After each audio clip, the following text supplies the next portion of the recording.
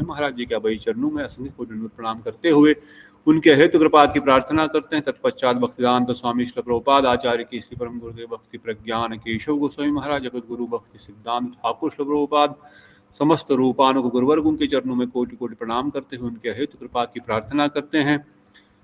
श्री राधा गोविंद ललिता विशाखा जू, गिरिराज महाराज, जगन्नाथ बलदेव सुभद्रा, सुदर्शन चक्र जू, जिन भक्तों ने तब दर्शन नहीं किया था अभी अभी आप आए हैं तो आप भी एक बार दर्शन कर लीजिए। ये मौका बार बार शायद न मिले, और मिले भी तो फिर भी रोज ही दर्शन कीजिए। राधा गोविंद जी विराजमान हैं अपने इस सिंहासन पर, रत्न सिंहासन पर, ललिता विशाखा जू समेत, और गिरिराज महाराज भी है, और थोड़ा दूर होगा प्रोबेबली आपके लिए, but still here is the deities, the Lord Vijendra Nandan with Lalita Vishakha Ju, with the Guru Parampara, Jagannath Baldev Subhadra, Vinod Bihari, Sachinandan Gaurhari, Shaligram Thakur, Giriraj Maharaj, इन सबके चरणों में हम असंख्य दंडवत प्रणाम करते हुए हेतु कृपा की प्रार्थना करते हैं। नहीं, प्रारंभ अभी प्रारंभ हुआ। हेतु कृपा की प्रार्थना करते हैं और एकत्रित भक्त वृंद, मातृ वृंद, गुरुबाई, गुरु बहन, चंद्रमोहन प्रभु जी, नीतू दीदी, शिवानी दीदी, प्रतिभा दीदी, बीटा दीदी, दंडवत प्रणाम, रेवती दीदी, मुकेश प्रभु, प्रवीणा दीदी, नीता दीदी, दंडवत प्रभु, श्याम प्रभु, दीप्तोषी दीदी, देवश्री दीदी, दिल कृष्ण प्रभु, समर्थ प्रभु, दीदी, हरे कृष्ण प्रभु जी, दंडवत प्रणाम। हरे कृष्ण प्रभु जी, दंडवत प्रणाम। दंडवत प्रणाम प्रभु जी। मधुकर प्रभु जी, राधे श्याम प्रभु जी, दंडवत प्रणाम। तो हम लोग अध्ययन कर रहे हैं बृहद भागवत अमृत ग्रंथ का पिछले लगभग 1.5 महीने से। बीच में गौर पूर्णिमा के उपलक्ष्य में हमने बृहद भागवत अमृत ग्रंथ को थोड़ा सा विश्राम दिया। प्रथम खंड हमने ऑलरेडी पूर्ण कर लिया है। द्वितीय खंड में इंट्रोडक्शन को हमने पूर्ण किया, और द्वितीय खंड के प्रथम अध्याय में हम लोग प्रवेश कर चुके हैं। हमने गौर पूर्णिमा से पहले प्रवेश किया था। कल हमने संक्षेप में द्वितीय खंड के प्रथम अध्याय का तक जो भी शिक्षाएं हमने ग्रहण करी उसको संक्षेप में सुना, और आगे हम बढ़ते हुए आगे बढ़ेंगे। अदरवाइज फिर से रिवीजन करते रहेंगे निरंतर तो फिर हम आगे बढ़ नहीं पाएंगे। इसलिए जन्मेजय परीक्षित महाराज जी को, जन्मेजय जैमिनी ऋषि जन्मेजय को द्वितीय खंड के द्वारा गोलोक महात्म्य के बारे में वर्णन कर रहे हैं। और ओरिजिनली ये कथा महाराज परीक्षित माता उत्तरा को सुना रहे हैं। ये बृहद भागवत अमृत ग्रंथ श्रीमद् भागवतम का सार रूप है। जो शिक्षाएं सुखदेव गोस्वामी जी भागवतम में हमको प्रदान करना चाहते हैं, जो विशेष शिक्षाएं हैं, जो कोर इंस्ट्रक्शंस है, वही शिक्षाएं यहाँ पर हम सुन रहे हैं। तो द्वितीय खंड में हमने सुना किस प्रकार जनशर्मा जो एक माथुर ब्राह्मण हैं, वह कामाक्षा देवी की पूजा, कामाक्षा देवी अर्थात आसाम में जॉब करता था, माता की पूजा करता था विशेष रूप से, और माता की कृपा उस पर हुई। माता ने दर्शन दे करके उनको मदन गोपाल का मंत्र प्रदान किया। गोपाल मंत्र प्रदान करने के बाद उनको मंत्र के प्रति बड़ी आसक्ति होते हुए उन्होंने उस मंत्र का निरंतर जप किया। जिस कार्य से वह मथुरा से या वृंदावन से वहां पर गए थे या विदेश में काम कर रहे थे, उस धन की लालसा उसके हृदय से दूर हो गई और वह भजन में आगे बढ़ना चाहता है। तब वह वहां से उसको आदेश हुआ कि तुम वृंदावन जाओ। वृंदावन जाने के रास्ते में वह पहले तो कहाँ गया, पहले गंगा सागर पहुंचे। वहां पर उन्होंने कर्मकांडी ब्राह्मणों को देखा जो बहुत सारे कर्मकांड के द्वारा कुछ कुछ सिद्धियां और कुछ कुछ यज्ञ आदि कर रहे हैं। वहां पर कुछ समय रुका, वो सीखा समझा, पर मंत्र के प्रभाव से वहां मन न लगा, इसलिए आगे बढ़ा और कहाँ पहुंचा? काशी विश्वनाथ के चरणों में रह करते हुए उन्होंने सन्यासियों के संग किया और सन्यासियों के संग में उन्होंने अपने आप को पूर्ण वैराग्य की अवस्था को प्राप्त कर लिया। इसलिए इस अध्याय का नाम भी है वैराग्य। पूर्ण वैराग्य की अवस्था को प्राप्त किया और संन्यास लेना चाहते थे।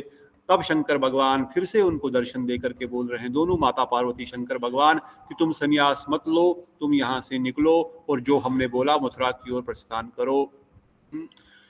तब वो वहां से आगे बढ़े और पहुंचे प्रयागराज। प्रयागराज में उन्होंने वैष्णवों का दर्शन किया, पर वैष्णव क्या कर रहे हैं, नृत्य कर रहे हैं, गायन कर रहे हैं, ये उनको समझ में नहीं आ रहा है। इसलिए उनसे पूछ रहे हैं आप क्या कर रहे हो। कोई हंस रहा है, कोई रो रहा है, कोई जोर जोर से नाम कीर्तन कर रहा है, कोई नृत्य कर रहा है। तब किसी ब्राह्मण ने उनको अबोध जान करके, उनको सरल जानते हुए, उन पर कृपा करते हुए समझाया ये सब कीर्तन हो रहा है, ये सब भगवान के भक्त है, ये वैष्णव गण है। तो फिर उन्होंने वहां पर रुक करके कुछ समय उनकी कथा सुनी, शास्त्र पुराण भगवत कथाएं निरंतर सुनता रहा और हृदय में जो मंत्र के प्रभाव से और वैष्णव संघ के प्रभाव से प्रज्वलित अग्नि उस मंत्र देवता का दर्शन करने के लिए उत्कंठा हो रही है, क्योंकि एक बार उनकी झलक उसने हृदय में पा ली थी, परंतु अब उस मदन गोपाल का दर्शन, वहां पर जितने भी श्री विग्रह है जिनके वो लोग सेवा कर रहे हैं वैष्णव, उनके समान कोई नहीं है। हाँ, गोपाल जैसा एक विग्रह तो वो देखते हैं, मगर फिर भी वो उनके मदन गोपाल जैसा दर्शन नहीं उनसे कर पा रहे। तो इतना उनका विरह तड़पने लग गए कि उन्होंने कहा इससे अच्छा तो प्राण ही त्याग दें। इस प्रकार से उनकी विरह की पीड़ा उत्पन्न हो रही है। तब स्वयं मदन गोपाल जी उनके साक्षात दर्शन दे रहे हैं, स्वप्न दर्शन दे रहे हैं, और स्वप्न ही साक्षात दर्शन है कि तुम यहाँ से शीघ्र मथुरा चले जाओ, तुमको पहले ही बताया गया था मथुरा पहुंचो, वहां तुम्हारा अभिष्ट प्राप्ति होगा, वहां पर जाकर के तुम अपने गोल को, अपने लक्ष्य को प्राप्त कर लोगे। मथुरा पहुंच के उन्होंने विश्राम घाट पे विश्राम किया, स्नान किया, वहां से केशी घाट वृंदावन आए। विश्राम घाट मथुरा में है। विश्राम घाट पे प्रणाम करते हुए, मथुरा देवी को प्रणाम करते हुए वह वृंदावन आए। वृंदावन में केशी घाट पे उन्होंने, मथुरा में विश्राम घाट और वृंदावन में केशी घाट, तो केशी घाट पे आए, मथुरा में विश्राम घाट में प्रणाम करते हुए केशी घाट आए। केशी घाट में उन्होंने एक भक्त के रोने की आवाज़ सुनी और उनको ढूंढने के लिए केशी घाट के आसपास वो जा रहे हैं, मगर वहाँ पे उनको कोई नहीं मिला। फाइनली वो घाट के पास आए। घाट के पास देखा ये कहाँ से इतना हृदय को स्पर्श करने वाले महामंत्र की कीर्तन की ध्वनि आ रही है। और जो ही उन्होंने देखा ये ध्वनि किसी दिशा से आ रही, वो उस दिशा की ओर भागने लग गए। और वहां पर उन्होंने दूर से ही कुटिया में एक वैष्णव को देखा, पर वो उनको वैष्णव नहीं लग रहा था, उनको लग रहा था ये मेरे मदन गोपाल ही है। क्यों? क्योंकि उस वैष्णव ने वेश मदन गोपाल का ही धारण किया हुआ है, गोपाल गोप वेश धारण किया हुआ है, सर में पगड़ी है, चद्दर है, धोती है, जिस प्रकार से कृष्ण अपना पीत वस्त्र धारण करते हैं, दुकूल धारण करते हैं। तो उनको लगा यही तो मेरा मदन गोपाल है। दौड़ दौड़ के पास उनके पास आए, उनको प्रणाम किया, परंतु वो वैष्णव स्वयं गोप कुमार है, जो उस समय अपनी कुटिया से बाहर आए। वो समझ गए ये जन शर्मा कहाँ से आया है, क्यों आया है, किस कारण से आया हुआ है। इसलिए उन्होंने उनको अपने पास बुला लिया और अपने कमरे में बिठा दिया। तब गोप कुमार जी उनको कह रहे हैं कि आपका जो प्रश्न है, आपके हृदय में जो दुविधा है कि ये मंत्र किसका है जो मैं जप कर रहा हूं, इसके मंत्र देवता कौन है, इसका लक्ष्य क्या है, ये कैसे सिद्धि होगा, मेरा स्वरूप क्या है, इन सब प्रश्नों का उत्तर आपको मिलेगा। और ये सब मंत्र क्या है और कैसे इसका प्रभाव है, इसके लिए मैं आपको अपनी ही जीवन की वृत्तांत सुनाऊंगा। तो सनातन गोस्वामी पद अपनी दिग्दर्शनी टीका में लिखते हैं कि अपना जीवन का वृत्तांत, अपना तारीफ क्यों कोई कर रहा है। गोस्वामी पाद जी लिखते हैं कि वो वैष्णव तो अपनी तारीफ नहीं करते, अपनी जीवन नहीं बताते हैं। तो ये तो वैष्णव के उचित आचरण नहीं है कि वो अपना जीवन का अपना ही स्टोरी बता रहे हैं कि मैं कैसे भक्त बना, मैं कैसे सिद्ध हुआ, मेरे जीवन के क्या अनुभव है। परंतु आगे वर्णन करते हैं ऐसा इसलिए जरूरी हुआ क्योंकि जो अपने अनुभव को बताते हुए कुछ चीज सिखाता है, बाहर से अगर लग भी जाए कि ये व्यक्ति को अहंकार है या अपना गुणगान कर रहा है, मगर अगर उसका लक्ष्य दूसरों की सेवा और दूसरों को शिक्षा प्रदान करना है तो वह अहंकार नहीं कहलाएगा, तो वह खुद का गुणगान नहीं कहलाएगा। इसलिए अपनी अनुभूति को, अपने जीवन की प्रैक्टिकल रियलाइजेशंस को अगर किसी के सामने बताया जाए तो व्यक्ति शीघ्र ही समझ जाता है और उस पथ को फॉलो कर लेता है। अगर मैं कोई अपनी अनुभूति आपको बताऊं, जैसे हम लोग कभी बार शांति प्रिया प्रभु से या हम लोग कॉलेज लाइफ की कुछ बातें डिस्कस करते हैं, हमने ऐसा किया, फिर ऐसा हमारे साथ हुआ, फिर उन प्रभु जी को वृंदावन में आए, उनको उनकी कैसे शांति प्रिया प्रभु एक बद्दवर कथा बताए थे, कैसे वो ट्रेन फाइनल मोमेंट पे जो टकराने वाली थी, सब मरने वाले थे, वो कैसे उसी स्पॉट पे आके रुक गई और वो व्यक्ति सीधा वहां से वृंदावन चले आए। ऐसे कई सारे भक्तों की हम सुनते हैं। जैसे हम लोग भी जब वृंदावन में जाते थे, कीर्तन करते थे या परिक्रमा करते थे, तो बड़े बड़े महात्मा संतों की ऐसी अहित कृपा होती थी, क्योंकि हम लोग कॉलेज लाइफ में बड़े इनोसेंट टाइप के थे, इतना सारा जैसे आजकल के बच्चे होते हैं वैसे नहीं थे, कृपा ही समझो। पर ये अब अपना गुणगान हो सकता है, मैं अपना गुणगान, हम लोग अपना गुणगान करें, पर प्रैक्टिकली ये गुणगान नहीं, पर इससे समझाने का प्रयत्न करें कि ऑटोमेटिकली साधु संत ऐसे मिलते थे जो अपनी जीवन के अनुभव और अपनी कथाएं बता करके और स्पेशल आशीर्वाद देते थे। तो क्यों ऐसी बता रहे हैं? क्योंकि ये बता करके जो हम जैसे, आप जैसे, मेरे जैसे जो जीव है, जब ये कथा सुनेंगे, किसी के जीवन का प्रत्यक्ष अनुभव सुनेंगे, तो उनको ये विश्वास हो जाएगा कि अगर इसके साथ ऐसा हो सकता है, अगर इनके जीवन में इस प्रकार के अनुभव हो सकते हैं, भगवान इनके जीवन में इस प्रकार की अनुभूति करा सकते हैं, तो मेरे जीवन में भी करा सकते हैं, क्योंकि मैं भी तो इसके जैसा ही हूं, मैं भी तो इनके जैसा ही एक बद्ध जीव हूं। अगर इनके जीवन में अनुभव हुए हैं तो मेरे जीवन में क्यों नहीं होंगे? तो ये विश्वास जगाने के लिए गोप कुमार वर्णन कर रहे हैं।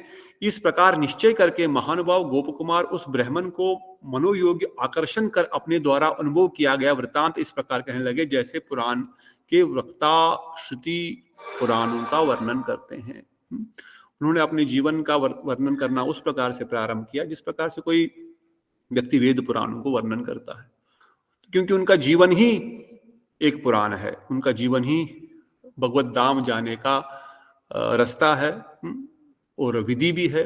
वो विधि क्या थी, वो प्रयोजन क्या था, अविधेय क्या था, इस सब को वो वर्णन कर रहे हैं। तो तब गोप कुमार ने कहा, यदि इस विषय में बहुत से इतिहास है, तथापि मैं अपना वृत्तांत ही वर्णन करूंगा। उसमें से जो कुछ स्वाभाविक रूप से अनुभव हुआ उसको तो कहूंगा ही, किंतु जो समस्त विषय मूर्छा की अवस्था में घटित हुए थे, उन सब विषयों को भी स्मरण कर कहूंगा। गोप कुमार कह रहे हैं, मैं आपको अपने जीवन की कथा तो बताऊंगा, जो मैंने जागृत अवस्था में अनुभव किया, प्रैक्टिकली इस शरीर में जो मैंने अनुभव किया या जितने भी मैं जर्नी किया हूं उसको तो बताऊंगा, पर साथ साथ वो भी आपको बताऊंगा जो मैंने मूर्छित अवस्था में अनुभव किया था, जब मैं बेहोश होकर के गिर गया था, उस समय मेरे साथ क्या हुआ। अरे आप तो बेहोश होकर के गिर गए, आपको कैसे पता लगेगा उस समय आपके साथ क्या हुआ? कि यदि साधन विषय में कुछ मेरे द्वारा अनुभव किया गया है तो वो प्रमाण है, अर्थात यदि प्राचीन प्रमाण प्रचुर है तथापि साक्षात मेरे द्वारा अनुभव किए गए वो भी कहूंगा। शास्त्रों के जो प्रमाण है वो तो मैं बताऊंगा आपको, मेरे खुद के अनुभव जो है वो भी बताऊंगा। और मूर्छा की अवस्था में, अर्थात कभी कभी भक्ति प्रेम में आविर्भावशतः बाह्य दिशा को विचित्र प्रकाश होने पर उनके भावों को अद्भुत विक्रम की सम्यक आत्मवृत्ति जिसे मुझे अनुभव होता है, अब उस आत्मज्ञान का अवलंबन कर पूर्ण स्मृति को विषयों का वर्णन करूंगा। उनका भी वर्णन करूंगा। कैसे वर्णन करूंगा? क्योंकि वो घटनाएं भी बाद में भगवान नारायण, ब्रजेंद्र नंदन, नारद मुनि उनको बता रहे हैं, और उनकी स्मृति भी उनको हो रही थी। अरे मैं तो वहां पर पड़ा हुआ था, फिर यहाँ पर गया, अच्छा फिर मैं जब मैं मूर्छा हुआ उसके बाद का जो हुआ, अच्छा वो यहाँ पर ऐसा है। इसलिए कहते हैं यदि ये परम गोपनीय है, ये सबके लिए नहीं है, परंतु होने के कारण ये अत्यंत प्रकाश करना अनुचित है और प्रकाश करने में लज्जा भी आती है।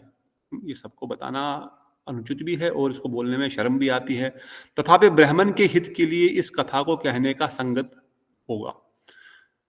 यह आगे सप्त अध्याय में गोप कुमार स्वयं ही वर्णन करेंगे। यथा मेरे श्री भगवान के अथवा समस्त भक्तों के संबंध में जो कुछ भी परम गोपनीय है वह समस्त मैंने आपको समक्ष वर्णन किया है। 7th चैप्टर में वो बताएंगे क्यों मैंने इसको वर्णन किया आपके सामने विशेष रूप से। कहते हैं तब गोप कुमार ने कहा कि मैं कौन हूं, मैं कौन हूं, मैं कहां से आया। तो गोप कुमार जी कहते हैं मैं गोवर्धन में रहता था और गाय चराया करता था और रोज मैं बच्चों के साथ खेलता रहता था। सब बच्चे खेलते हैं गाय चराते चराते, हम भी खेलते थे गाय चराते चराते। तो कभी गोवर्धन के ऊपर चढ़ करके गायों को चराते थे, कभी बैठ करके खेलते थे, शाम को अपने घर चले जाते थे। ऐसे हम रोज ही हमारा यही दिनचर्या होती थी। पर मैं वहां पर देखता था कि उस गोवर्धन की तलहटी में एक वैष्णव है जो भगवान नाम निरंतर कर रहा है, निरंतर भगवान नाम कर रहा है, भगवान कीर्तन भगवत कीर्तन कर रहा है। तो मैं उनको देखता था, देख करके चले जाते थे हम लोग, कोई कर रहा है तो ठीक है कर रहा है। परंतु उनके कीर्तन में एक अजीब से आकर्षण था, उनके कीर्तन में एक अलग सा प्रेम झलक रहा था। इसलिए मैं क्या करता था, कभी कभार उनको दूध देते था। दूध जो गाय चला रहा है, थोड़ा दूध ला करके उनके कुटिया में रख दिया। और वह परम दयालु थे। वह छोटा बालक समझ के मेरे को आलिंगन करते थे, मेरे सर पे हाथ रखते थे, मुझे बहुत प्यार करते थे। और जब भी वो बेहोश अपनी बाहरी अवस्था में हो, पर ज्यादातर समय में तो वह मूर्छित अवस्था में ही रहते, मतलब नाम करते करते उनकी आंखें बंद है, वो इस जगत में है किस जगत में पता नहीं लगता था। परंतु मुझे उनकी सेवा करना अच्छा लगता था, और सेवा इतनी ही, कभी उनको दूध जा करके थोड़ा सा दे दिया। तो उस वैष्णव की मुझ पर कृपा हुई। एक दिन उन्होंने मुझे कहा, तुम स्नान कर लो यमुना में, मैं तुम्हें कुछ दूंगा। तो मैं तो बालक हूँ, मैं तो एक ग्वाला, मैं सोचा क्या देंगे। तो उन्होंने कहा मैं आपको मंत्र प्रदान करूंगा। तो मैंने सोचा ठीक है, मंत्र प्रदान करेंगे, चलो महात्मा से कुछ मिल रहा है तो ले लेंगे। तो कहते हैं वैसे ही मैंने किया। अगले दिन, क्योंकि वो बड़े प्रेमी थे, उनका संग पा करके उनके पास बैठ करके बड़ा अच्छा लगता था, और उनसे प्रति मेरा भी प्रेम लगाव हो गया था। मैं उनके पास गया और उन्होंने मुझे मंत्र दिया। पर यूं ही उन्होंने मुझे मंत्र दिया, वह बेहोश होकर के गिर गए। उनकी जो कॉन्शियसनेस थी वो मूर्छित हो गए। वो नाम करते करते कई बार ऐसे मूर्छित हो जाते थे।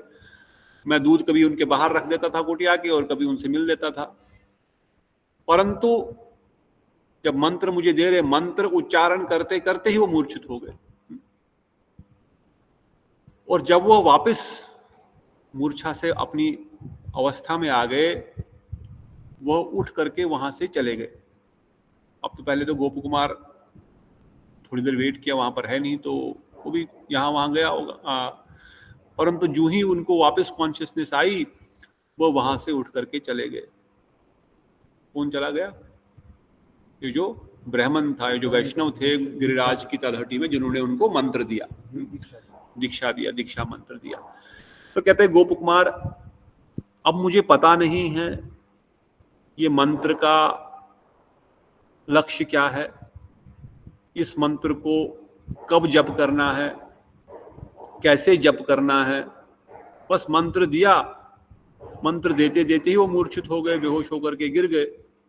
और जब होश आया तो उनको सुध भी नहीं, उठ करके चले गए। मैं उनको पुकार रहा हूँ, गुरुदेव गुरुदेव, कुछ नहीं हो, महाराज गुरुदेव प्रभु जी कुछ तो बुला रहा हूँ, वो सुन ही नहीं रहे, वो चले जा रहे हैं अपनी ही धुन में, उनको बाहर का कोई दिख ही नहीं रहा है। तो कहते हैं तब उस ब्राह्मण के प्रति जो मेरा प्रेम था, जो मेरी श्रद्धा थी, जो मेरा रेस्पेक्ट था, इसके लिए उस मंत्र को मैंने जपना प्रारंभ किया। अब कैसे जप करना है, उंगलियां ऐसे रखनी है, हाथ ऐसे रखना है, कैसे रखना है, ऊपर नुकमानी, ये मुझे कुछ पता नहीं है। सुबह करना है कि शाम को करना है, स्नान करके करना है कि बिना स्नान किए करना है, ये तो मैं सब कुछ जानता नहीं हूँ। परंतु मुझे उसने कहा इस मंत्र का जप करो। उनके प्रति रेस्पेक्ट होने की भावना से मैं इस मंत्र का जप करने पड़ा। कहते हैं by the power of that person, उन मंत्र के प्रभाव से, उन वैष्णव के दिए जाने मंत्र के प्रभाव से मैं बड़ी श्रद्धा के साथ उस मंत्र को और अधिक करने लग गया। जब हम नाम अच्छे से करेंगे, हरि नाम हो, गोपाल मंत्र हो, काम गायत्री हो, जो भी हम गुरु मंत्र करते हैं, अगर हम अच्छे से मंत्र करेंगे तो आप खुद अनुभव करेंगे कि मंत्र करने में और अधिक अच्छा लगेगा, और करने का मन करेगा। जो अच्छे से नाम जप नहीं करेगा, उसका नाम जप में मन नहीं लगेगा, उसका नाम दिन ब दिन कम होगा, ध्यान रखो। और जो अच्छे से अपने गुरु मंत्र आदि नहीं करेगा, मोबाइल चल रहा है और गुरु मंत्र चल रहा है, उसको गुरु मंत्र में, अरे यार बैटरी कैसे खत्म हो गई, हाँ, उसको गुरु मंत्र करने में कोई रुचि नहीं आएगी, या नाम जप करने में कोई रुचि नहीं आएगी, या तो धीरे धीरे कम होगा, या तो बस मैकेनिकल नाम ऐसा चलता रहेगा। इसलिए जो अच्छे से, मोबाइल से कर लेंगे, जो अच्छे से नाम जप करेगा, चाहे अपने गुरु मंत्र का हो या हरे कृष्ण महामंत्र का हो, हम सब खुद अनुभव करेंगे कि हमारा नाम के प्रति और अधिक करने की इच्छा प्रकट होगी, और नाम करने की हमारी रुचि होगी, और नाम की अनुभूति से हमको प्रसन्नता भी होगी। तो यह शिक्षा गोप कुमार बता रहे हैं। मैं मंत्र जानता भी नहीं था, मंत्र का अर्थ है कैसे करना, परंतु गुरुजी ने मंत्र दिया है, गुरुजी ने कहा इससे सर्व सिद्धि प्राप्त होने वाली है, इससे गोलोक वृंदावन धाम की प्राप्ति होगी। हमको, उनको नहीं, हमको कहा है, इसलिए हम वो मंत्र कर रहे हैं। हमारी कोई अनुभूति नहीं उस मंत्र के द्वारा, हम कुछ अनुभव भी नहीं कर रहे हैं, हमको कोई टेस्ट भी नहीं अभी आ रहा है वो मंत्र करने में, परंतु हमको गुरुजी पे श्रद्धा है। गुरुजी ने इस मंत्र को करते हुए परम धाम को प्राप्त किया, उनको देख करके, उनका जीवन देख करके, हाँ वो भी तो यही कर रहे थे, और उन्होंने कहा इस मंत्र को करो, आपको भी ये प्राप्त होगा, तो इसलिए मैं कर रहा हूं।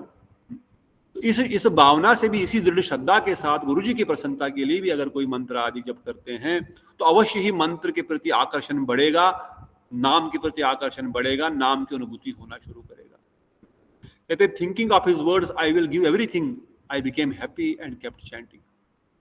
कि भाई इनका ये मंत्र बड़ा आनंददायक है, इस मंत्र को करने के लिए मैं कुछ भी कर सकता हूं, मैं कुछ भी छोड़ सकता हूं। फिर जब हम भक्ति में धीरे धीरे आगे बढ़ते हैं ना, फिर हम कुछ भी छोड़ने के लिए तैयार हो जाते हैं भक्ति के लिए। फिर हमारा स्टार्टिंग में हो सकता है भक्ति हम आए हैं कुछ सांसारिक लाभ के लिए, मान प्रतिष्ठा के लिए, धन के लिए, संपदा के लिए, पुत्र परिवार के लिए, whatever may be the reason. परंतु अगर हमने नाम को स्वीकार कर लिया, जिस प्रकार से जन शर्मा ने भी नाम को स्वीकार कर लिया, तो नाम अपना प्रभाव खुद ब खुद करेगा।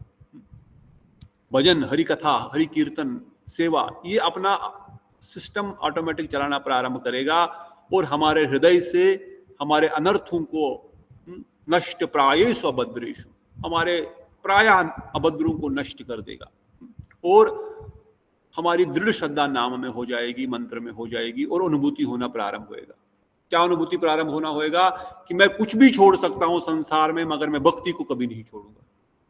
मेरे प्राण भले ही क्यों न चले जाए, पर मैं भक्ति को नहीं छोड़ूंगा। इस प्रकार की श्रद्धा आएगी। कहते what is the Lord of the universe like, when can I see him, I left home towards the Ganges. अब नाम के प्रभाव से, उस मंत्र के प्रभाव से मेरे हृदय में इस प्रकार से उत्कंठा उत्पन्न हो रही है कि ये नाम जो भगवान का है, वो भगवान कहाँ मिलेंगे, उनका दर्शन कैसे होगा। अच्छा, शायद गंगा के किनारे भगवान रहते हैं, ऐसा सुना है। तो गोप कुमार जो है गंगा की ओर चल पड़े। अब हेरिंग शैंक वहां पर वो सुन क्या, अब जब गंगा पहुंचे, हरिद्वार पहुंचे, कहाँ पहुंचे, हरिद्वार पहुंच के ही वो देख रहे हैं कि एक ब्राह्मण जो है बड़े आनंद से शालिग्राम की पूजा कर रहा है। एक ब्राह्मण, गोप कुमारी सीइंग वन ब्राह्मण इज डूइंग शालिग्राम पूजा। उन्होंने शालिग्राम को प्रणाम किया, उन्होंने उन ब्राह्मण को प्रणाम किया और पूछा, आप ये क्या कर रहे हैं, ये आप क्या कर रहे हैं? तब उस ब्राह्मण ने उनको कहा, यह जो मैं कर रहा हूं क्या तुम जानते नहीं ये कौन है? बोले नहीं, मैं तो ग्वाला हूं, मैं तो मथुरा से आया, गोवर्धन से आया हूं। तो बोले ये जो शालिग्राम है ये भगवान है, कि स्वयं भगवान, इस जगत के पिता है, जो सुप्रीम पर्सनालिटी ऑफ गॉड है, यह स्वयं भगवान है, इसमें कोई प्राण प्रतिष्ठा की भी आवश्यकता नहीं। Shaligram is self manifested lord, you don't need anything to do it. ना अभिषेक की आवश्यकता है, न प्राण प्रतिष्ठा, किसी की आवश्यकता नहीं। शालिग्राम तो भगवान हुई, इसलिए तो उसमें चिन्ह है भगवान के। तो आगे वर्णन करते, वाओ आई गॉट हिम, मैं समझ गया। गोप कुमार कह रहा है, भगवान को तो मैं ढूंढने के लिए निकला था, और उस ब्राह्मण ने हरिद्वार में कहा ये भगवान है, तो जिसको मैं ढूंढ रहा हूं, जिसका मैं जप कर रहा हूं, जिसकी मेरी उत्कंठा हृदय में उत्पन्न हो रही है, वो इनके पास है। वाह, मेरा काम तो हो गया। गोप कुमार बोल रहे, वाह मेरा काम हो गया। वो आनंद से प्रणाम, उनको दंडवत प्रणाम करने लग गया, वो नाचने लग गया, और इस प्रकार से व्यवहार कर रहे हैं कि जैसे किसी को बहुत बड़ा खजाना मिल गया हो। बहुत गरीब आदमी है, कुछ 1 रुपए उसके जेब में नहीं है खाने पीने के लिए, उसको बहुत बड़ा खजाना मिल गया। तो गोप कुमार भी उस ब्राह्मण को देखते हुए कि उन्होंने कहा ये शालिग्राम नहीं, ये स्वयं भगवान है, ये पत्थर नहीं, ये स्वयं भगवान है, ये नारायण कृष्ण है, समस्त कारणों के कारण है। उन्होंने उसको प्रणाम किया, नाचने लग गए, बड़ा हृदय में आनंद हुआ, और उनका चरणामृत ग्रहण किया। और वहां पर बैठ रहे हैं, देख रहे हैं ये ब्राह्मण कैसे इनकी पूजा कर रहा है, ये कैसे इनको अभिषेक कर रहा है, उनको भोग लगा रहा है, उनकी आरती कर रहा है, उनको चंदन अगरू सब दे रहा है। बड़ा आनंद आ रहा है गोप कुमार को, बड़ा देख करके बड़ा हृदय गुदगद हो रहा है, मेरे ठाकुर मुझे मिल गए, मेरे जिनका मैं नाम जब जो मेरे हृदय में थे वो आगे मेरे सामने प्रकट हो गए। और थोड़ी देर में इस ब्राह्मण ने क्या किया, एक पिटारे में, एक डब्बे में उस शालिग्राम को बंद कर दिया। अब घर जाएगा ना, थोड़ी ना दिन भर गंगा के घाट पे बैठेगा, घर में जाके खाना वाना भी खाना है, बीवी बच्चे भी है। शालिग्राम को एक डब्बे में बंद रख करके चलने लग गया। जू ही गोप कुमार ने देखा मेरे शालिग्राम को इसने डब्बे में बंद कर दिया, गोप कुमार तो कांपने लग गया, उसकी आंखों से जर्जर अश्रु विसर्जन होने लग गया। ये बोल रही, आप क्या कर रहे हो? मेरे भगवान को आप इस डब्बे में बंद कर रहे हो, सांस कैसे लेंगे ये आप कर क्या रहे हो इनके साथ? ऐसा मत करो। इस प्रकार से गोप कुमार जो है उन ब्राह्मण से पूछ रहे हैं, त्रिलोकीनाथ बोले आपने अभी, ये अब डब्बे में बंद करेंगे तो ये खाएंगे क्या? इनको सांस कैसे ली? ठीक है, लैपटॉप तो बंद हो गया, आवाज अभी आ रही है? जी प्रभु जी।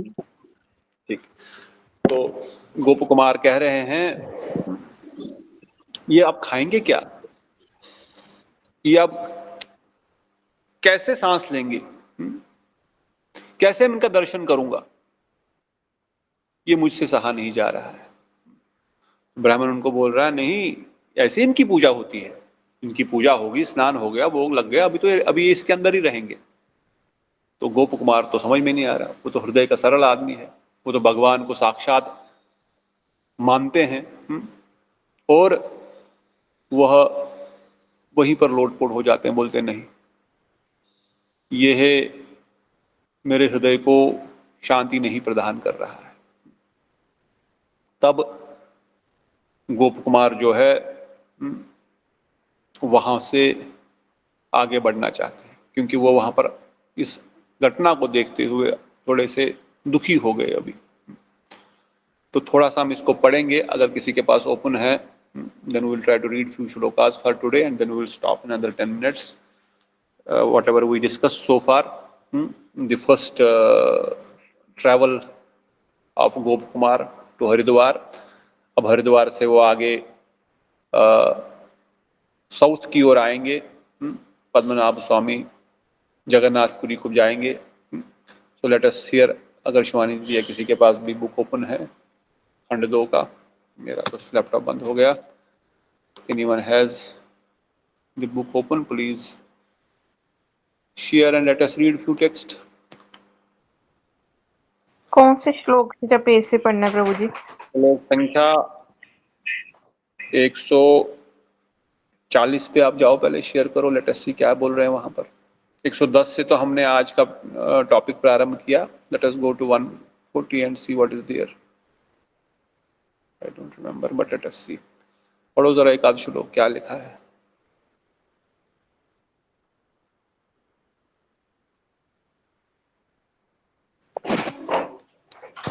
मैं उन ब्राह्मण के वचन सुनकर बहुत आनंदित हुआ, किंतु भूखा होने पर भी उनके घर नहीं गया. मैं उनको प्रणाम करके उनके बताए हुए रास्ते थोड़ा सा ऊपर चले जाओ. थोड़ा सा 4 श्लोक ऊपर चले जाओ. 4 या 5. जहाँ से पढ़ती हूँ, या 1-2 श्लोक ऊपर.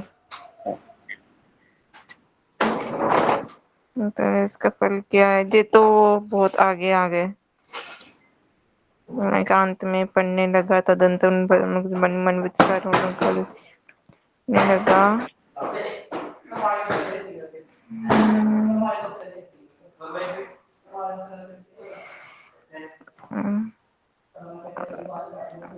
जहाँ से पढ़ती हूँ प्रभु जी. लोगों से पूछने पर ज्ञात हुआ कि वे सचमुच जगदीश्वर के अर्चन की ध्वनि ही थी. तब मैं जगदीश्वर भगवान का दर्शन करने के लिए अति शीघ्रता पूर्वक चल दिया. द्वार पर किसी प्रकार की रोक टोक नहीं होने के कारण मैंने तुरंत मंदिर में प्रवेश किया और शंख चक्र गदा. आप तो साउथ पहुंच गए, साउथ इंडिया पहुंच गए ऑलरेडी. थोड़ा पीछे ही जाओ ना. जहाँ थे वहीं पर जाओ, इज बेटर. वो ब्राह्मण ने उनको बोला, अगर आपको इनका दर्शन करना है, इनके साथ आप इनके बगैर इनको देखना चाहते हो तो चलो मेरे घर पे चलो. वहीं पर मैं आपको भोजन प्रसाद भी खिलाऊंगा और वहां पर तुम इनके पास इनका दर्शन भी कर सकोगे. और घर में इनको मैं फिर से अपने ऑल्टर पे अपने मंदिर में स्थापित करूंगा. तो उसके बाद ब्राह्मण के वचनों को सुनकर 140 और something, I can't see but या जो जहाँ पहले पढ़ा था, पहले जहाँ से पढ़ा था.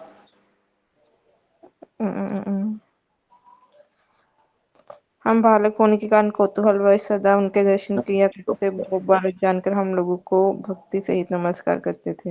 एक मिनट प्रभु जी. 140 ध्यान से आग पढ़ ले तू. हाय मेरे जगदीश्वर को इस लकड़ी देवल. ठीक है प्रभु जी. मेरे जगदीश्वर को इस लकड़ी की पेटी में रख दिया है. उन्होंने कुछ भी नहीं खाया है. भूखा रहने पर इनको नींद कैसे आएगी? हे माथुर ब्राह्मण श्रेष्ठ, मैं वास्तव में ये नहीं जानता था कि इन शालग्राम रूप जगदीश्वर के अलावा अन्य कोई जगदीश्वर भी किसी अन्य स्थान पर है. मेरे संताप और विलाप की विवशता को देखकर वे ब्राह्मण देव मुझे सांत्वना देकर लज्जित भाव से विनय पूर्वक कहने लगे, हे नवीन वैष्णव, मैं दरिद्र हूँ. इससे अधिक मैं क्या कर सकता हूँ? जगदीश्वर को केवल अपनी भोग्य वस्तु को ही अर्पण करता हूँ. यदि तुम जगदीश्वर के पूजा महोत्सवों तथा वैभव को देखने के इच्छुक हो तो इसी देश के राजा, जो विष्णु पूजा के बड़े अनुरागी है और बहुत बड़े साधु है, निकट स्थित उनकी पुरी में चले जाओ. वहां साक्षात उन जगदीश्वर का दर्शन करो जो बहुत दुर्लभता से प्राप्त होते हैं. वहां तुम समस्त प्रकार के महानंद का अनुभव करोगे और उस आनंद से तुम्हारा हृदय पूर्ण हो जाएगा. अभी तुम मेरे घर चलकर श्री विष्णु निवेदित किंचित प्रसाद ग्रहण करो. मैं उन ब्राह्मण के वचन सुनकर बहुत आनंदित हुआ, किंतु भूखा होने पर भी मैं उनके घर नहीं गया. मैं उनको प्रणाम कर उनके बताए हुए रास्ते से उस राजपुरी में जा पहुंचा. उस पुरी के बीच में एक देव मंदिर में श्री जगदीश्वर के अर्चन की तुमुल ध्वनि हो रही थी। मैंने दूर से उस अपूर्व ध्वनि को सुना और स्थानीय लोगों से उस ध्वनि की उत्पत्ति का कारण पूछा। लोगों से पूछने पर ज्ञात हुआ कि वे सचमुच जगदीश्वर के अर्चन की ही ध्वनि थी। तब मैं जगदीश्वर भगवान का दर्शन करने के लिए अति शीघ्रता पूर्वक चल दिया। द्वार पर किसी प्रकार की रोक-टोक नहीं होने के कारण मैंने तुरंत मंदिर में प्रवेश किया और शंख, चक्र, गदा, पद्मधारी चतुर्भुज श्री जगदीश्वर का दर्शन किया। उनके समस्त अंग अति सुंदर थे। उनकी कांति नवीन मेघ के समान थी तथा वे रेशमी पीत वस्त्र धारण किए हुए थे। वे वनमाला स्वर्ण के भूषणों से विभूषित थे और उनका किशोर स्वरूप अपूर्व था। उनका मुखारबिंद पूर्ण चंद्रमा के समान, मंद हास्य अमृत के समान तथा दोनों नेत्र कमल के समान थे और भूभृंगी विलास से पूर्ण थी। श्री जगदीश्वर नाना प्रकार के दुर्लभ उपकरणों के द्वारा पूजित हो रहे थे और सेवा अनुरक्त परिचारक गण उनकी परिचर्या में तत्पर थे। वे नाना प्रकार के परम सुंदर वस्त्रों से विभूषित होकर श्रेष्ठ सिंहासन पर विराजमान थे। उनके समक्ष नित्य गान आदि महोत्सव हो रहा था और वे प्रभु बिना पलक झपकाए इन सब उत्सवों का दर्शन कर रहे थे। मैं उनका दर्शन कर परम आनंद से पूर्ण हो गया और उनको बार बार दंडवत प्रणाम करने लगा। मैं मन ही मन विचार करने लगा कि मेरे बहुत दिनों से जिनके दर्शन करने की अभिलाषा थी आज पूरी हो गई। उस समय मैंने अपने जन्म को सफल समझा और निश्चय किया कि इस स्थान को त्याग कर अन्य किसी स्थान पर नहीं जाऊंगा। तब मैं वैष्णवों की कृपा से वहां सुखपूर्वक रहने लगा। वही मैं प्रतिदिन भगवान श्री विष्णु का महाप्रसाद ग्रहण करता और उनके पूजा महोत्सव का दर्शन करता, पूजा महात्म को श्रवण करता और निर्जन में बैठकर जतन पूर्वक अपने इष्ट मंत्र का जप करता। परंतु हे ब्राह्मण, ऐसा होने पर भी ब्रजभूमि की शोभा और गोप बालकों के साथ खेलने का आनंद मेरे हृदय से दूर नहीं हुआ, अपितु सदैव जागृत रहता रहा। इस प्रकार कुछ दिन आनंद पूर्वक वहां वास करने से तथा वहां होने वाली श्री जगदीश्वर की पूजा को देखते देखते मुझे भी उस प्रकार के पूजा अनुष्ठान करने की अत्यधिक लालसा जागृत हुई। वहां के राजा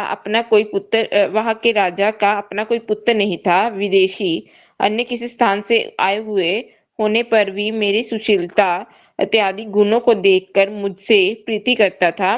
मुझे पुत्र रूप में गोद लेकर शीघ्र ही उसने परलोक गमन किया। इस प्रकार अनायास ही मुझे राज्य प्राप्त हुआ और मैंने भी उस राज्य को प्राप्त कर आनंद पूर्वक पहले की तुलना में अधिक समारोह पूर्वक विष्णु पूजा आदि का आरंभ किया और श्री विष्णु को अर्पित महाप्रसाद अन्न द्वारा प्रतिदिन बहुत से साधुओं को भोजन कराने लगा। ये सब करता हुआ भी मैं स्वयं किसी भी विषय में आसक्त ना होकर पहले की भांति अकिंचन रूप में रहता था और निर्जन में अपने मंत्र जप को समाप्त कर केवल प्रभु का ही प्रसाद अन्न ही ग्रहण करता था। यद्यपि मैंने उस राज्य को यथोचित रूप से विवाह कर राजा के परिवार और उनके बंधु बांधवों में बांट दिया था, तथापि मुझे राज्य से संबंधित अनेक प्रकार के दुख प्राप्त होते थे। कभी तो दूसरे राज्यों का डर और कभी चक्रवर्ती राजा के अधीन होकर उनके नाना प्रकार के आदेशों को पालन में पराधीनता का दुख उठाना पड़ता था।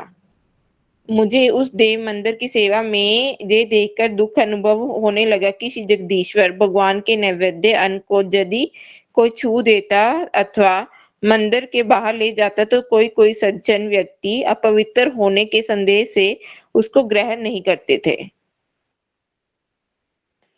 प्रसाद ग्रहण के विषय में लोगों का इस प्रकार का व्यवहार देखकर मेरे हृदय में ऐसा दुख होता जैसे हृदय में बर्छी बिद होने से होता है।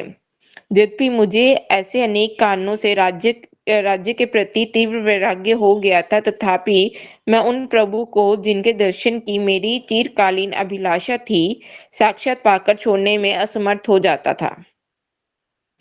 उसी समय वहां दक्षिण देश से तीर्थों में भ्रमण करने वाले कुछ साधु वैष्णव उपस्थित हुए और उन्होंने मुझे इस प्रकार कहा, श्री पुरुषोत्तम क्षेत्र में नीलाचल में लवण समुद्र के तट पर दारु ब्रह्म भगवान श्री जगन्नाथ जी विराजमान हैं।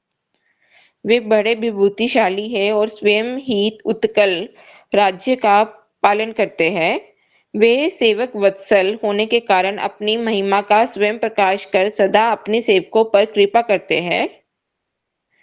वहाँ स्वयं लक्ष्मी देवी उनके लिए भोग सामग्री बनाती है। परम दयालु प्रभु स्वयं उस अन्न को भोजन कर अवशिष्ट प्रसाद अपने भक्तों को प्रदान कर देते हैं। वे प्रसाद देवताओं के लिए भी परम दुर्लभ है। प्रभु के इस प्रसाद का नाम महाप्रसाद है। इसमें स्पर्श अस्पर्श का विचार नहीं है, क्योंकि किसी के द्वारा भी स्पर्श करने पर या किसी के स्थान पर ले जाने पर बिना किसी विचार के सभी लोग उनको ग्रहण कर सकते हैं। उन साधुओं ने आगे कहा, ओहो, पुरुषोत्तम क्षेत्र की महिमा हम क्या वर्णन करें। जिस क्षेत्र में प्रवेश करने से गधे का भी चतुर्भुज स्वरूप हो जाता है, अतः जो कोई भी इस क्षेत्र में प्रवेश करता है उसे पूर्ण जन्म ग्रहण नहीं करना पड़ता। एक और भी पहले ना सुनी हुई आश्चर्यपूर्ण बात यह है कि उन प्रफुल्ल कमल नेत्र श्री जगन्नाथ देव का दर्शन करने मात्र से सबका जीवन सफल हो जाता है। इस प्रकार श्री जगन्नाथ जी की महिमा सुनकर मैं जगन्नाथ देव के दर्शनों की इच्छा से व्याकुल हो गया और उसी क्षण सब कुछ त्याग कर उनका नाम संकीर्तन करता हुआ उत्कल देश की ओर चल दिया। तो यहाँ से हम कल सुनेंगे आगे। तो अभी हमने सुना गोप कुमार हरिद्वार से जो है दक्षिण देश में आए। हरिद्वार से दक्षिण देश में क्यों आए? वहां पर तो शालिग्राम की सेवा देख रहे थे, उनको आनंद भी हुआ। उन्होंने कहा यही जगदीश्वर और सही में भगवान तो है ही वो, परंतु उनका हृदय उस सेवा की भावना को देख करके या उनको छोटा सा डब्बे में बंद करके विदीर्ण हो गया। पर उस ब्राह्मण ने कहा मेरे पास तो इतनी ही क्षमता है, मैं तो गृहस्थी हूँ, मुझे थोड़ी देर के लिए पूजा पाठ कर लेता हूँ, बाद में इनको रख देता हूँ पेटी में और अपना जो भी यजन याजन पठन पाठन करना वो कर लेता हूँ। इससे ज्यादा तो मैं क्या कर सकता हूँ, मेरी इतनी सामर्थ्य है। हाँ, असली जो पूजा होती, जैसे प्रथम खंड में भी हमने सुना, अगर आप जाना चाहते हो तो आप साउथ इंडिया में चले जाओ, वहां का राजा बड़ा धर्मात्मा राजा है, वो बड़े अच्छे से पूजन करता है। तो उन्होंने कहा ठीक है, उनको अपने घर भी बुलाया था भोजन के लिए, पर उन्होंने कहा नहीं, मुझे ये वैसे ही दरिद्र ब्राह्मण है और इसकी कैपेसिटी ज्यादा नहीं है, तो मुझे तो आगे बढ़ना चाहिए। तो जैसे तैसे वहां से वो जब साउथ इंडिया आए और उस विष्णु मंदिर में पहुंचे, मोस्टली पद्मनाभ स्वामी या श्रीरंगम, सो वहां का राजा स्वयं भगवान की सेवा करता था, जैसे प्रथम खंड में हमने देखा। और ये भी ब्राह्मण थे, माथुर ब्राह्मण है, तो ये भी इनको भी बिना रोक टोक के मंदिर में जाने को मिल गया और वहां पर ये रोज उनकी सेवा देख रहे हैं। राजा खुद सेवा कर रहा है, प्रजा को, वैष्णवों को, सबको महाप्रसाद खिला रहा है। तो उन्होंने देखा किस प्रकार से भगवान की बड़ी भव्य सेवा हो रही है, अभिषेक हो रहा है, पूजन हो रहा है, भोग लग रहा है, निरंतर आरती हो रही है और साक्षात चतुर्भुज रूप में नारायण खड़ा है, शंख चक्र पद्म गदा धारण किए और पलक झपकते नहीं है, एकदम निरंतर देख रहे हैं। और किसी की आंखें अगर खुली हुई उनको देख रहा है तो कितना आनंद आता है, आंखें बंद तो थोड़ा सा ऐसा लगता है, पर देखने से तो बड़ा हृदय को आनंद आता है। तो उसने कहा बस अब मेरा जीवन का लक्ष्य मिल गया, अब मैं यहीं पर रहूंगा और कहीं नहीं जाऊंगा, बस मेरे को तो मिल गया जो मुझे चाहिए था जीवन में। तो वहां पर रोज प्रसाद पा रहा है, रोज कीर्तन सुन रहा है, नगाड़े बज रहे हैं, ढोल बज रहे हैं, ताशे बज रहे हैं और सुन रहा, आनंद ले रहा, रोज प्रसाद पा रहा, आनंद ले रहा, दर्शन कर रहा, हृदय संतुष्ट है। पर हृदय संतुष्ट है थोड़े समय के लिए, क्योंकि नाम अपना गोपाल मंत्र कर रहा है। गोपाल मंत्र के प्रभाव से उत्कंठा और बढ़ रही है, क्योंकि भगवान ने आशीर्वाद दिया, कोई संतुष्ट तो होगा नहीं। अभी क्या करना चाहता हूं, मैं तो देख रहा हूं, दर्शन कर रहा हूं नारायण का, क्या मैं सेवा नहीं कर सकता इनकी? तो मुझे भी तो मौका मिलना चाहिए सेवा करने का, मैं कैसे सेवा करूंगा? हृदय में इस प्रकार की उत्कंठा गोसाई पाद तात्पर्य में लिख रहे हैं, जैसे जैसे हमारी भगवत सेवा की उत्कंठा बढ़ती जाएगी वैसे वैसे भगवान हमारे लिए रास्ते खोल देंगे उसकी प्राप्ति के लिए। जो ही उनके हृदय में डिजायर, डीप डिजायर, ग्रीड उत्पन्न हुई कि मैं भगवान ठाकुर की खुद सेवा करना चाहता हूं, उसी समय उस राजा ने, उसके राजा के मन में विचार आया, मेरा तो कोई बेटा बेटा है नहीं, चलो इसको बेटा बना लेता हूं। कितना सरल आदमी है, कितना सीधा है और कितना अच्छा है, कितना सेवा करता है, कितना मतलब बिना किसी, इसको किसी चीज की आवश्यकता नहीं है। he is really detached and he really wants to serve Govind, he wants to serve Narayan. उसको गोद ले लिया, अपना बेटा बना लिया, और बेटा बना लिया तो राजा ऑटोमेटिक बन गया, राजकुमार बन गया, छोटा ही है अभी, लड़का ही है। और भगवान के लीला देखो, भगवान का, वो राजा मर गया, राजा मर गया तो ऑटोमेटिक ये राजा बन गया। अब जो काम वो राजा करता था, ठाकुर जी का रोज अभिषेक करना, भोग लगाना, आरती करना, सब कुछ करना, ये खुद करने लग गया। तो उसके हृदय में जो इच्छा प्रकट थी कि मैं कब खुद साक्षात नारायण की श्री विग्रह की सेवा करूं, उनको वो सेवा ऑटोमेटिक मिल गई। अब खुद सेवा करने लग गया नारायण की। अब कह रहे हैं कि मैंने और भी अधिक विशाल सेवा करना प्रारंभ कर दिया। ऐसा नहीं कि राजा छोटा कर रहा था, मैं कंजूस करूंगा। जिनके पास संकुचित धारणा है भगवान के लिए थोड़ा, उनका थोड़ा थोड़ा थोड़ा और थोड़ा हो जाता है, और जो विशाल रूप से भगवत सेवा करते हैं उनका वैभव और बढ़ जाता है। ये साक्षात शास्त्रों के प्रमाण है। उसने और अधिक वैभव बढ़ाया, और जितना भी वहां पर राज्यपाठ था, बड़ा राज्यपाठ था, उसके रिश्तेदारों में बांट दिया, आप ये संभालो, आप ये संभालो, आप ये संभालो, मैं थोड़ा सा ठाकुर जी का मंदिर संभालता हूँ, मंदिर के आसपास का जो भी एरिया है मैं वो संभालता हूँ। और निरंतर खुद ही उन नारायण की सेवा करता है। और गोप कुमार बोल रहे हैं, एक चीज याद रखनी, जो शिक्षा यहां से हमको लेनी है। गोप कुमार कह रहे हैं, मैंने कभी भी उन भोगों के प्रति आसक्ति की भावना नहीं रखी। मैं इनका भोग करूंगा, अब मैं राजा बन गया हूं, महाराजा बन गया हूं, सिंहासन पर बैठूंगा, मेरे सामने नर्तकियां होंगी, मैं बढ़िया खाऊंगा, बढ़िया पीऊंगा, बढ़िया वस्त्र धारण करूंगा, नहीं। गोप कुमार कहते हैं कि मैंने केवल अपने निष्किंचन भाव को ध्यान में रखते हुए बस नारायण की प्रसन्नता के लिए सेवा करता गया, और इसी भावना को भगवान देख रहे हैं, इसी सेवा को भगवान देख रहे हैं। भगवान देख रहे हैं, नहीं इसको किसी पद की कोई आवश्यकता नहीं है, कोई धन के पीछे नहीं भाग रहा है ये, कोई भोगों के पीछे नहीं भाग रहा है ये, हाँ, इसलिए भगवान उसकी सेवा स्वीकार कर रहे हैं और आगे बढ़ने की प्रेरणा दे रहे हैं। अभी नेक्स्ट लेवल पे जाओ। तो नेक्स्ट लेवल पे कहां जाऊं अभी? अब उनके हृदय में दो बातें आ गई। अब ये दक्षिण भारत में तो बैठा हुआ है, राजा बन गया, खुद भगवान नारायण की सेवा कर रहा है, सब प्रकार के उनके पास फैसिलिटीज है, पर हृदय दुखी होने लग गया। आपने सबने सुना क्यों हृदय दुखी होने लग गया? What is the reason? What did you heard? Who can explain? बताओ सुमन प्रभु, क्यों दुखी होने लग गया? बाद में बताना आप। मोहन प्रभु, प्रभु बताओ, दुखी क्यों होने लग गया? सुन रहे हो कि बस बैठे हो? हरे कृष्ण प्रभु जी। वो एक था इशू प्रभु जी, एक जो प्रसाद जो दुखी हुए क्योंकि वो जो प्रसाद था वो छूने से अपवित्र हो रहा था, मतलब ऐसे भगवान को वापस नहीं लगता है, इसी की वजह से दुखी हुए फिर वो। Very good. एक रीजन था कि वो देखने लग गए कि जो महाप्रसाद है और जो भगवान की सेवा की भावना यहाँ पर है, यहाँ पर बहुत ज्यादा कठोर नियम है। अगर महाप्रसाद को कुत्ते ने देख लिया तो वो फेंकना पड़ेगा। अब भगवान नारायण ने प्रसाद खाया है, कुत्ते की दृष्टि उस पर पड़ गई तो ये कैसे झूठा हो सकता है? क्या महाप्रसाद इतना कमजोर है? पर ये विचार जो वैदी भक्ति के हैं, विशेषकर साउथ इंडिया में था, तो उसको हृदय को ये विदीर्ण हो रहा था। और कुछ कुछ सरल की बात नहीं थी। हाँ बताओ शिवानी दीदी, क्या साउथ इंडिया की बात नहीं थी। साउथ इंडिया का तो अभी आएगा ना, जगन्नाथ जी का। जगन्नाथ तो ईस्ट हो गया ना, बताया ना दक्षिण भारत गया था, नहीं बताया? दक्षिण भारत की ओर गया, स्टार्टिंग में पढ़ा था ना एक लाइन में। नहीं, ये तो उसी देश में जहाँ पर वो ब्राह्मण मिला था, उसी देश के राजा की बात है। तो उसी देश के राजा के, मुझे लगा ये साउथ इंडिया की, ठीक है, नहीं, वो साउथ इंडिया साउथ को। इंडिया का तब भी आएगा, इसके बाद साउथ इंडिया का है। इसके बाद तो पूरी आएगा, पूरी इज ईस्ट, ठीक।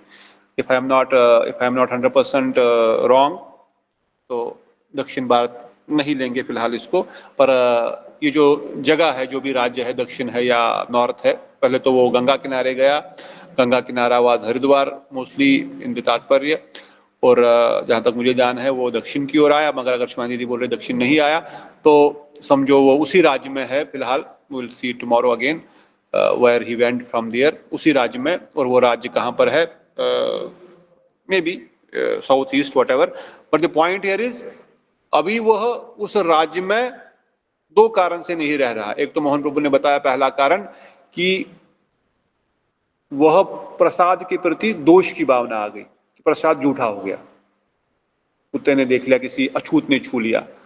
दूसरा, उस मंदिर में गोस्वामी पाद लिखते हैं, ये तो ब्राह्मण था, इसको तो एंट्री थी, बाकी जो साधारण जीव है उनको दूर से ही दर्शन करना पड़ेगा। तो इसके हृदय में थोड़ा सा ये चुभने लग गया कि भाई भगवान तो सबके हैं, दर्शन तो सबको मिलना चाहिए, और फिर भी, और विशेषकर प्रसाद के प्रति ऐसी भावना तो नहीं होनी चाहिए कि प्रसाद झूठा हो गया। तो ये पहला उनके हृदय में भावना आ गई। दूसरी भावना क्या थी, दूसरा कारण क्या था, दो कारण बताए वहां पर।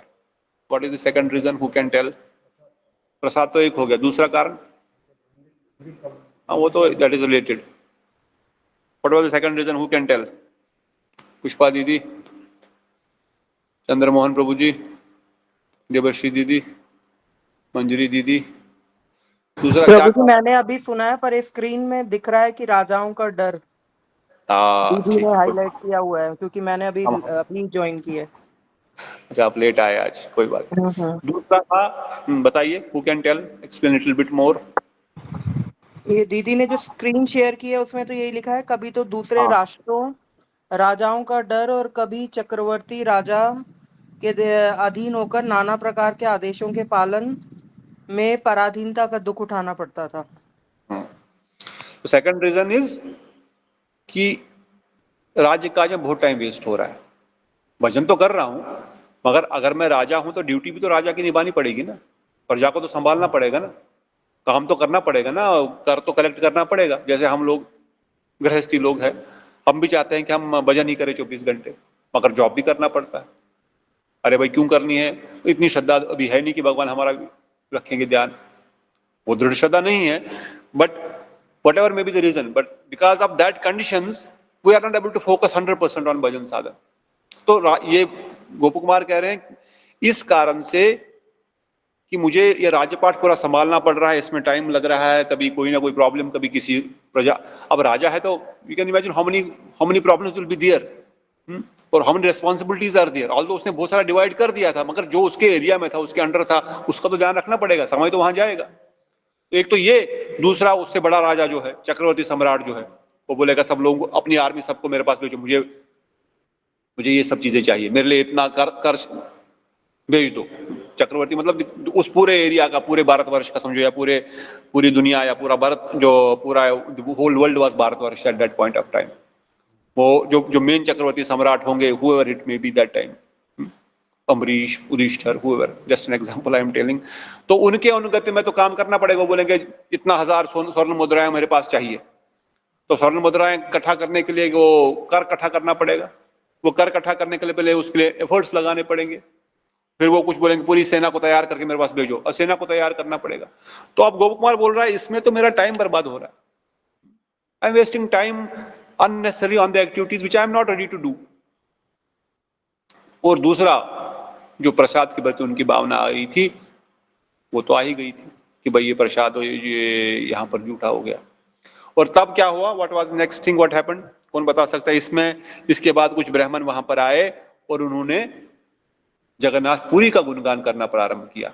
क्या बताया जगन्नाथपुरी के बारे में, क्या गुण है जगन्नाथपुरी के, कौन बता सकता? अखिल प्रभु जी, श्याम प्यारे अखिल जी है क्या?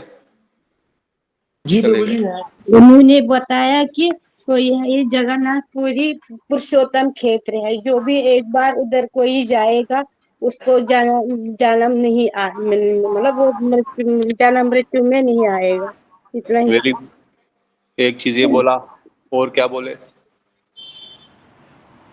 महाप्रसाद जो है जगन्नाथपुरी में कभी झूठा नहीं होता, वो भी बोले। महाप्रसाद और भी बोले अगर गद्दा भी जाए वो चतुर्धा मूर्ति हो जाता है, अगर तो उसी क्षेत्र में जाएगा तो चतुर्धा मूर्ति हो जाते हैं। गधा भी अगर जगन्नाथपुरी के अंदर क्षेत्र में प्रवेश कर लिया बस, वो भी चतुर्भुज नारायण स्वरूप धारण कर लेता है। ये पूरी का इतना फल है बस जाने मात्र से। Donkey if enters Jagannathpuri, by chance कहीं से आके वहां पे पहुंच गया तो उसको भी चतुर्भुज नारायण का रूप मिल जाएगा, गारंटी आफ्टर दिस लाइफ। मतलब सालों की मुक्ति तो मिल ही गई, इतना तो गारंटी है पूरी में दर्शन करने मात्र से। और प्रसाद का वहां पर किसी प्रकार से कोई प्रसाद को अगर झूठा बोला तो उल्टा दोष लगेगा। अगर प्रसाद पड़ा हुआ है ये तो झूठा हो गया। हम जब पहली बार गए थे, कॉलेज लाइफ में छोटे थे, तो हमने सोचा सब लोग एक साथ बैठ के खाओ, वो मटके से दे रहा था। हम तो ब्राह्मण करके, वो बैकग्राउंड ब्राह्मण का है, भले ही पोंगा पंडित है वो अलग बात है। हमने बोला इसमें तो उसने पिया, हमको भी इससे दे रहे हो। घाटने लग गया, क्या बोल रहा झूठा, जगन्नाथपुरी पहली बार आया? मैं कहा प्रभु पहली बार ही आया हूँ।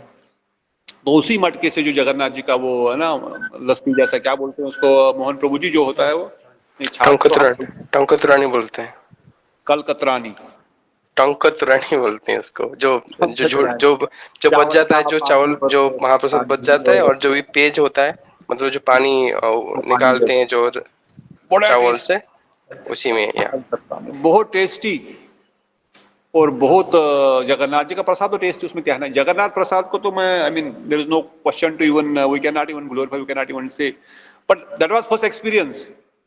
पर फिर भी बुद्धि है ना, ये पुरानी बुद्धि कि भाई ये तो यहाँ के लोग होंगे, ये लोग खा लेंगे तो हम तो नहीं खाएंगे, हम तो अपना अलग से मटका मंगाएंगे। पर धीरे धीरे जब फिर आगे बढ़े तो नीचे गिरा हुआ प्रसाद भी जमीन से उठा के खाते हैं अभी भी आके, मतलब सही में पड़ा हुआ है, रास्ते में किसी के पैर भी गिर गए ना उसको भी उठा के खाते हैं। तो वो श्रद्धा आनी चाहिए। तो ये विशेष महाप्रसाद पुरी का विशेष वैशिष्ट है। ये उन ब्राह्मणों ने या उन वैष्णवों ने उनको पुरी के बारे में बताया गोप कुमार को। और कोई पॉइंट रह गया था जो उनको बताया गोप कुमार को उन वैष्णवों ने? Anything else, anyone remember? तो इन सब वचनों को सुन करके कि उस जगन्नाथपुरी में एक लाइन था कि लक्ष्मी देवी वहां के प्रसाद को खुद बनाती है और स्वयं जगन्नाथ जी उसको पाते हैं, और देवताओं के लिए भी वो प्रसाद दुर्लभ है। देवताओं के लिए वो जगन्नाथ प्रसाद स्वयं लक्ष्मी जी आके बनाती है। उसकी भी कथा हम कल सुनेंगे, कैसे माता पार्वती ने तपस्या करी और कैसे वो जगन्नाथ प्रसाद साक्षात पर ब्रह्म है। It is not just for this name sake, it is not the same prasad what we offer at home. हम बोलेंगे ये भी तो प्रसाद है, ऑफ कोर्स आपके घर में भोग लगा प्रसाद भी प्रसाद ही है, मगर you can not compare any Prasad with Jagannath Prasad. That is Lakshmi Devi herself and tasted by Jagannath himself for 100% sure, and by the blessing of Ma Bimala Devi, Ma Durga, Ma Parvati, it is distributed all over. तो ऐसा जगन्नाथ महाप्रसाद वहां पर वितरण होता है। हमारे अखिल बीजी जा रहे हैं तो जगन्नाथ प्रसाद अवश्य खाएं, शाम प्यारे अखिल, और जगन्नाथ जी का दर्शन करें तो इतना लाभ होगा। तो गोप कुमार ने कहा ये तो बहुत बढ़िया बात है, चुपके से रात को ही निकलो। राजपाट को मुझे क्या करना, मैं राजपाट लेने के लिए थोड़ी आया था इस प्रदेश में। तो मैं राजा बनने आया था ना, तो राजपाट लेने आया था। मैं ठाकुर की सेवा करने आया था। और उत्कंठा बढ़ रही है कि मुझे उस स्थान को जाना है मंत्र प्रभाव से और निष्किंचन रहने से। Word in every phase of the Gop Kumar journey, वो हमेशा बार बार बोलेंगे, मैं किसी भी भोग के प्रति आसक्त नहीं हुआ, मैं किसी भी नाम प्रतिष्ठा मान के प्रति आसक्त नहीं हुआ, इसलिए मंत्र के प्रभाव से मैं वहां पर आगे तो बढ़ा मगर अटका नहीं उस स्थान पर, आगे बढ़ करके फिर आगे चला गया। तो गोप कुमार ने उसी रात को वहां से निकले और जगन्नाथपुरी की प्रस्थान किए। जगन्नाथपुरी में क्या होता है, जगन्नाथपुरी में कैसे उनको दर्शन मिलता है, प्रसाद मिलता है, वो कथा हम आगे कल सुनेंगे। ठाकुर जी का भोग लग चुका है, लोग प्रसाद पाएंगे। और प्रश्न किसी का है तो ले सकते हैं। Anyone has any question for last 2-3 minutes? We can take 5 minutes question. अगर कोई वक्त और भी कुछ ऐड करना चाहते हैं तो बता सकते, कोई विशेष पॉइंट? Anyone? जगन्नाथपुरी में छोड़ते करके बोलते हैं, मंदिर के अंदर नहीं, पूरी मतलब पूरा उस एरिया जगन्नाथ पुत्र क्षेत्र में। मंदिर में तो मुस्लिम भी जा नहीं सकता, तो ज्यादा तो दूर की बात है। पूरी क्षेत्र, शंख क्षेत्र, चक्र क्षेत्र, चक्र क्षेत्र, शंख चक्र पद्म गदा। Okay, any other question, any other comment, और किसी का कोई point? Okay, if no more questions then thank you very much. आप सबकी कृपा से हम इस अध्याय को पढ़ रहे हैं और गोप कुमार की जर्नी प्रारंभ हुई है। यही जर्नी हमारी मानसिक जर्नी होगी गोलोक वृंदावन धाम जाने की। इसी दृष्टिकोण से, इसी भावना से इस कथा को सुनते, प्रार्थना करते हुए हमारे हृदय में भी अगर कहीं किसी भोग की प्रवृत्ति जागृत हो जाए तो वो शांत हो जाए, ये समझते हुए कि गोप कुमार किस प्रकार से उन सब संसारी प्रलोभनों के प्रति अनासक्त रहते हुए अपने गंतव्य की ओर बढ़ते गए गोपाल मंत्र की कृपा से। गोपाल मंत्र, गुरु मंत्र आपको सब प्रदान करेगा, सब कुछ गोपाल मंत्र कर रहा है। गोपाल कुमार आगे आगे बता रहे हैं, सब कुछ प्रदान कर रहा है, मगर अटकना है या आगे बढ़ना है इज अवर चॉइस। तो आगे आगे हम इस कथा को सुनेंगे।